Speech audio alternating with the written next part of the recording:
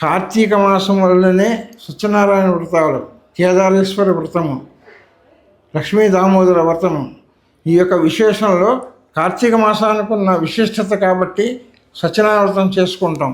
సత్యనారాయణ వ్రతానికి మన బంధువులు అందరినీ కేకేస్తాం. బయట వాళ్ళు అందరూ వస్తారు.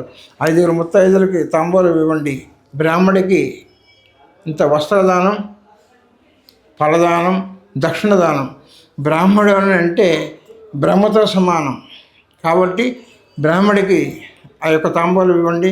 వచ్చిన వారికి ఈ కార్తీక మాసం, మార్గశిర మాసంలో కూడా అల్లం, వెల్లుల్లి, బంగాళాదుంప ఇది అసలు నిషిద్ధం.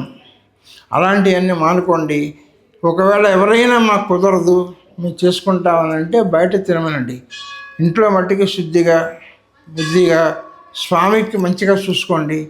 ఈ యొక్క సత్యనారాయణ వ్రతంలో 5 కథల్లో విశేషాల్లో కూడా మీ ఇంట్లో సత్యనారాయణ వ్రతం చేసే వారిని కనుక్కోండి. విశేషాలు చెబుతూనే మీకు కథని వినిపిస్తారు. కార్తీక సోమవారం కేదారి వ్రతం. కేదారి వ్రతంలో కూడా చాలా విశేషత ఉంది.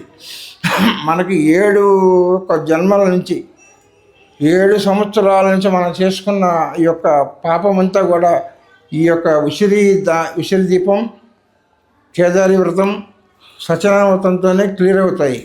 కాబట్టి అందరూ కూడా రేపు వచ్చే 15 రోజుల లోపల ఈ యొక్క సత్యనారాయణ వ్రతం చేయించుకునే వాళ్ళు మొక్కుబడి ఉంటే కార్తీక మాసంలో చేయించుకోండి.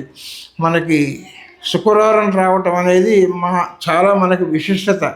కానీ బాగుంటుంది. శుక్రవారం అందరికీ కలిసి వస్తుంది. మాంగళ్య పూజ ఆడవాళ్ళకందరికీ బాగుంటుంది.